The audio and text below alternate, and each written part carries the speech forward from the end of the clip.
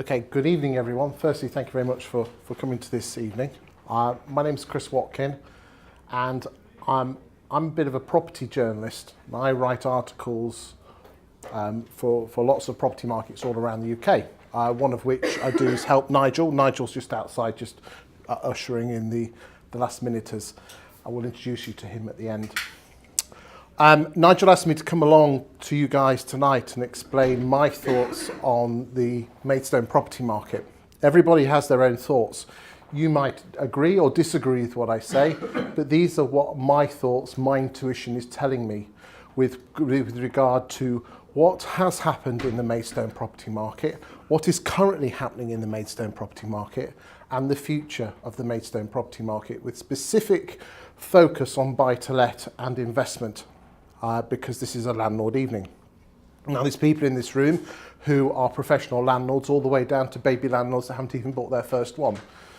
And I won't profess to know everything about buy-to-let. I will just tell you what I know and what my intuition tells me, and the fact is I have 130 estate agents and chartered surveyors around the country and letting agents, and I can share with you what's happening around the country.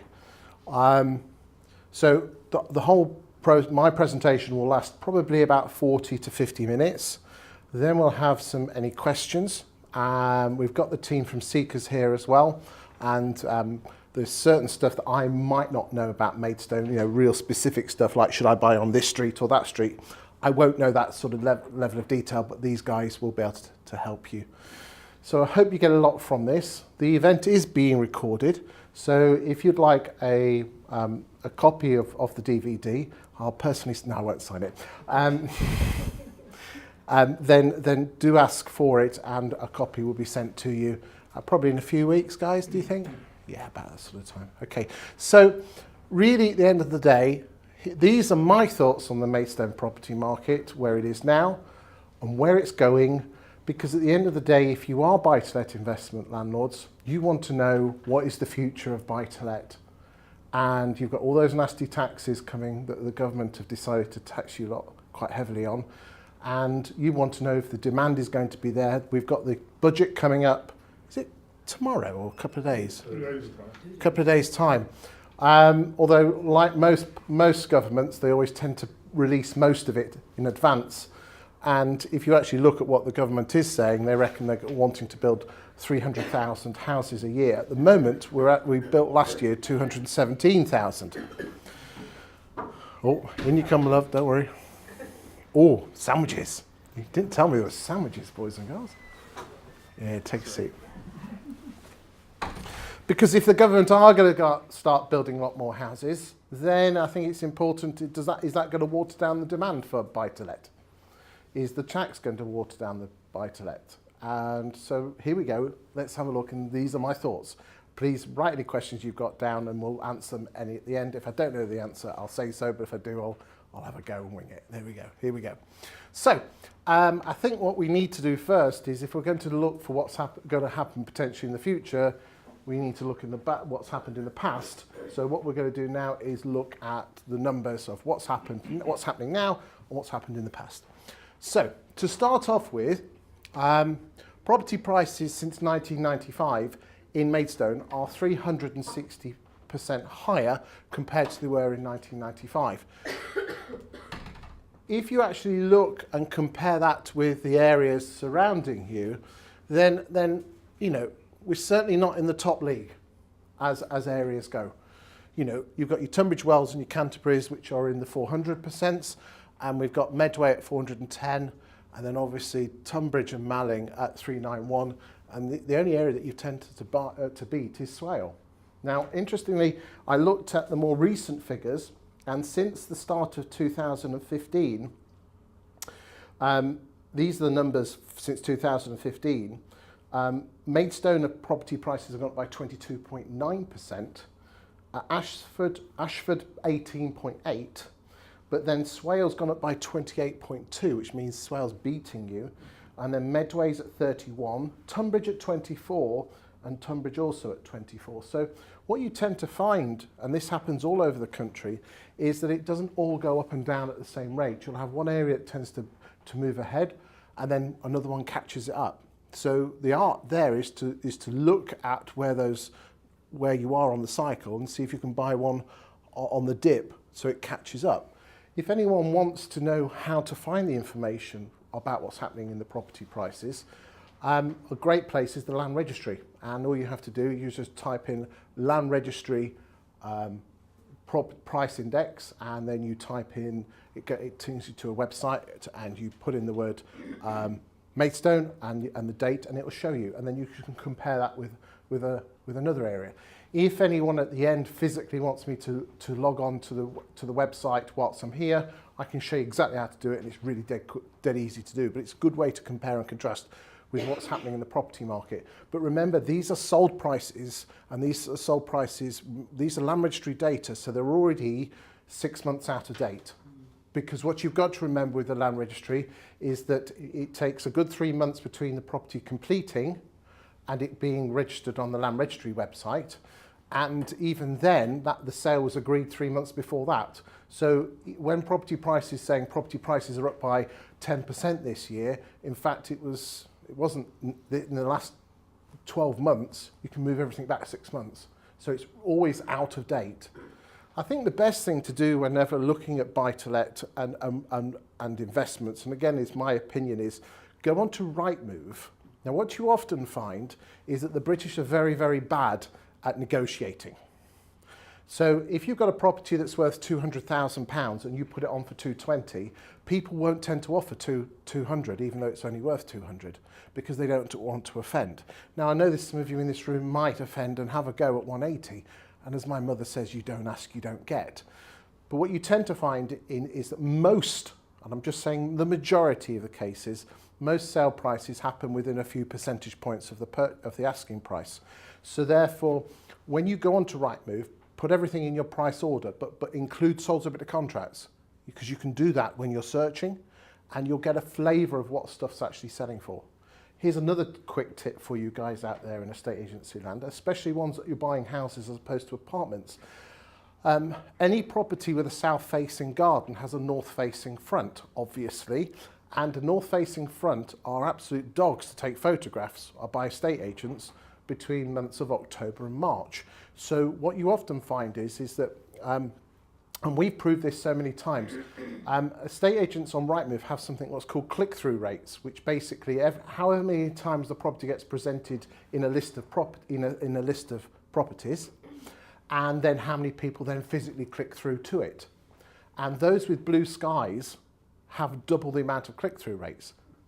So what that means to you is if you find something that's really grubby photograph because it's got a south-facing rear garden, means north-facing front, which means the sun never goes on the front, it'll be an awful photograph, people will ignore it, and less people clicking on it means less viewings, less offers, which means you might be able to get yourself a cracking deal. Just a little tip for you guys. Anyway, back to this. So, on the face of it, Maidstone is middle league. We've not pulled any trees up, but we're not as bad as Swell. What I then did is I looked at every single month since 1995, the number of house sales. And you can see that there's a general trend in the 90s of a general upward direction to when 2007, when she dropped off the cliff. But have you noticed, and this is is that every single year goes in the same pattern, up, down, up, down, up, down, up, down. So what you'll find is, you know the old adage of stuff selling in the summer? Yeah, stuff sells in the summer. So if you want to pick yourself up a bargain, why don't you be buying stuff in the bad months when there's not much? Because it's all about demand and supply. You know, you landlords are in competition with first-time buyers for your two-bedroom apartments and the smaller houses. They hibernate. They don't tend to come out till April. So why don't you start looking in October and November? Because the most important question you should be asking a potential seller is, why are you selling? Because remember, there's two types of movers in this world: the got to sells and the like to sells. The got to sells, death, divorce, debt, relocation. Like to sells, got a 2-bed semi, quite fancy a 3-bed. You're never going to screw a great deal on a 3-bedroom semi with someone that just fancies a move, but you'll certainly get a cracking deal if you can find out from the estate agent Why are they moving? Well, they've got a job in Lincolnshire, where I come from. When do they have to move? Well, the kids moving into the school. And it's just going that extra mile. I think a lot of people in this world are lazy. And I'm not just saying everything in this room, but we as humans are lazy. We don't ask the right questions. By building up a relationship with estate agents, you'll be amazed what deals you can get. So that's just a little tip for you there. Okay, so what I then did is because that was all a bit spiky and horrible, I put that into 1 month, 1 year chunks. And you can see quite clearly that throughout the 90s and the 2000s, the number of property sales steadily grew. Then things went belly up with the credit crunch in 08, 09, and we've slowly been rising ever since. This is an important factor with regard to the property market and why it is as strong as it is. I'm not saying it's mega strong, but it's certainly not weak, because at the end of the day, there's less people moving. In terms of how many people were moving, back in the 1980s, the average amount of people that were selling, people were moving on average 1 in every 10 to 11 years, okay? It was going up or down, depending on which way you look at it, to around 1 in 14 or every 15 years. Then in 2009, when everything fell off the cliff, it went down to 1 in every 20 years. And now in Maidstone, we are at around the once every 16 years mark. Have you noticed that back in the good old, what you tended to find is back in the 70s and 80s, you bought the terraced house, you did it up because we had quite good high inflation, so you could keep borrowing off the back of the house price growth. And you bought the terraced house, and then you bought the semi. You did that up. Then you went and bought the detached house, and then you bought the bigger detached house, and you kept on moving up the market. What's nowadays, people tend to stay in their houses much longer. Remember, we are at every 16 years at the moment. Back in the 80s, we were every 9 or 10 years. That's an important consideration with regard to the market. This is what's happened to average property prices since 1995. And again, you'll see that it is not a smooth line. There's the drop off the cliff of around 17 or 18% in 08, 09. But as you can see, we had a couple of years where it bubbled around a lot.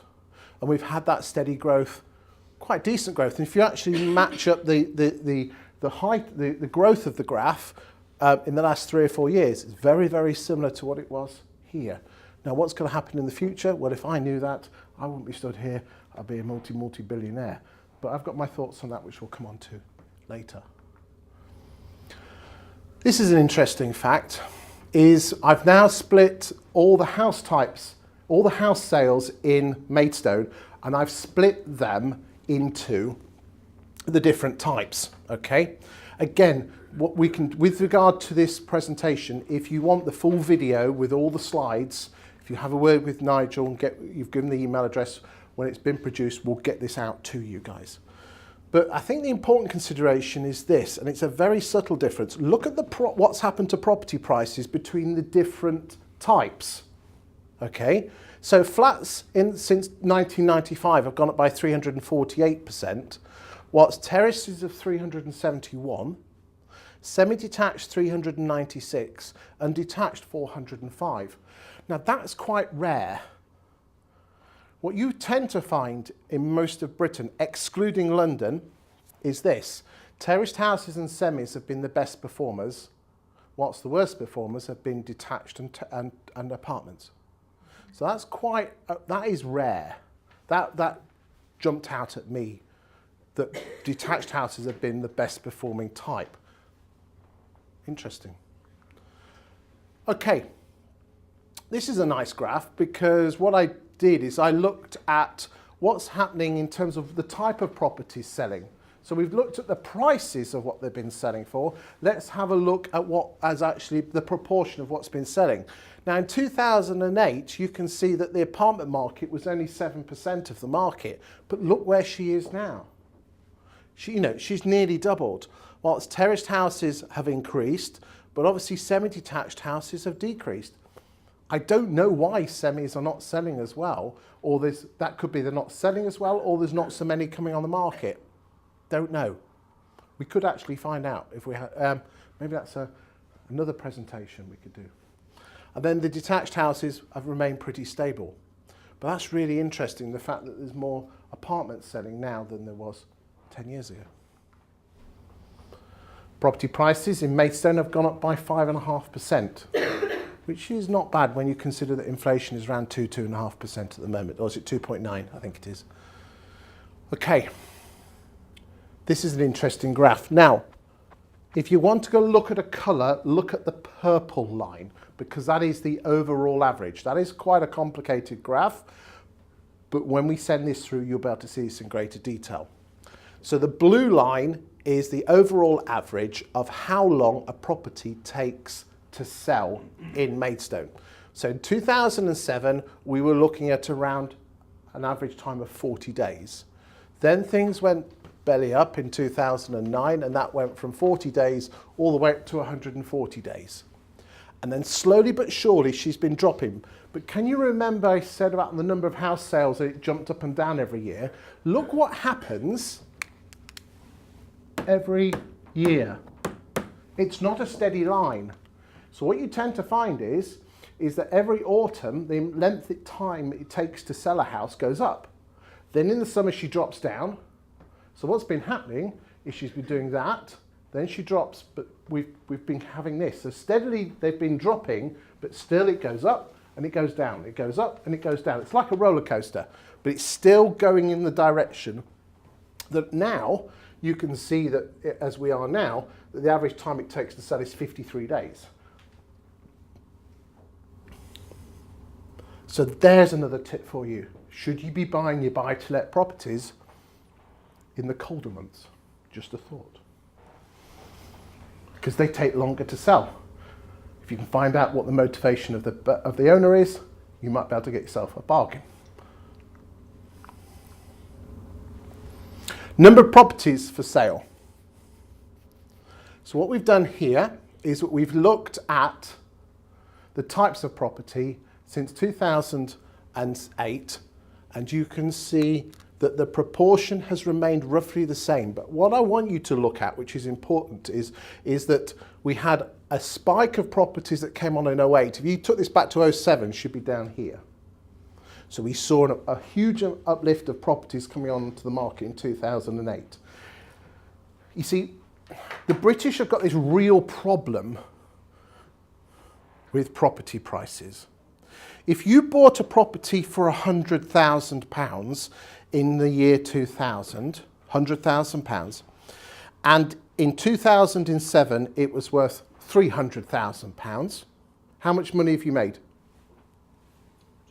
£200,000. Then if property values crashed in 2008 with the credit crunch and it went down to 250, how much money have I made? 150? No, you haven't. We've lost 50 grand. Because that is how people think. It doesn't matter what you bought it for. It was worth £300,000 and now it's worth 250. So we've lost 50 grand. That is how the majority of homeowners think. And what happened is that a lot of people panicked, put their houses on the market because they weren't prepared to sell them, but not much sold. So what happened was you had a huge influx of supply of properties, but no one was buying them, hence prices crashed, supply and demand. Again, notice how she continued to drop until around late 2015 and 2016, and she started to grow. That is, across the country, you could, I do this graph on 130 locations once a month, and I'll tell you here and now, the shape is almost identical. Apart from London, which is a world to its own, you know, you could almost take London out M25 and move it elsewhere, move it to Dubai or somewhere. But anything outside the M25, that map is almost identical, the shape of it. The numbers are different depending on the size of the town. But what that shows is that there's a greater number of properties for sale. Because there's a greater supply, people don't need to pay as much because there's greater supply, so you've got more choice. So again, I think you'll find if you do your homework, you might get yourself a bit of a bargain. Again, asking if it's the right questions.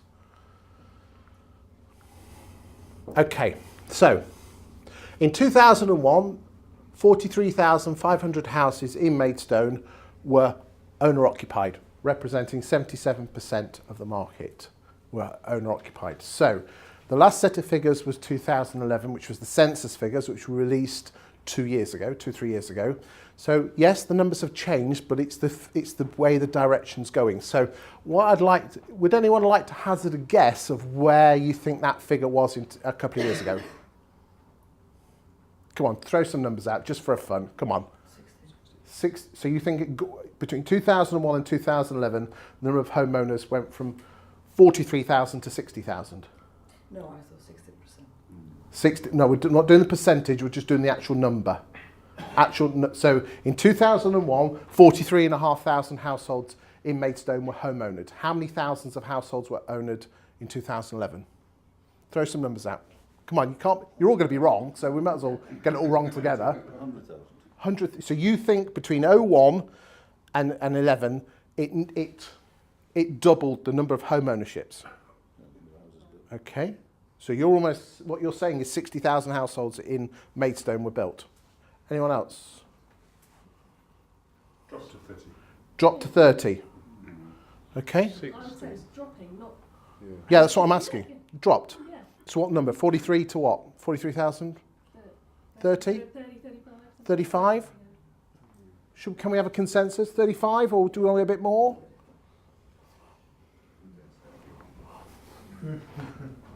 Made the same. So hold on a second. In 2001, when everyone was buying their houses, and then in 2011, when we turned into a nation of renters, the number of households had gone up who owned their own home. This is the bit that's going to mess your brain up. The percentage dropped. So how the hell can the percentage drop? For this reason. There were 6,983 houses built in Maidstone. And what happened was, most of you lot bought them.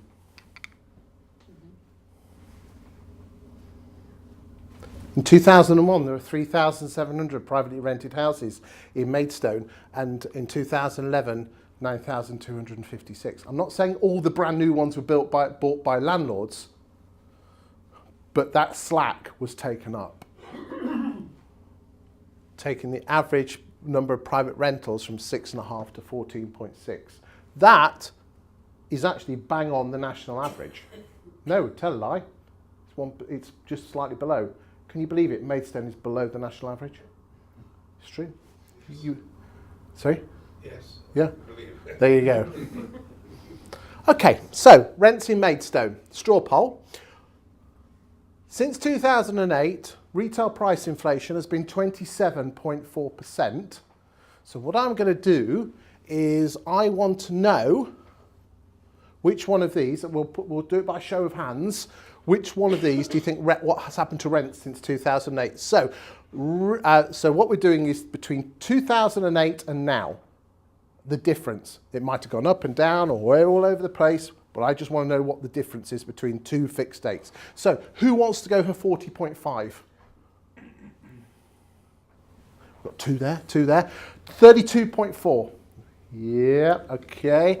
22.4. Yeah, a bit more. 21.6. Okay. 20.1.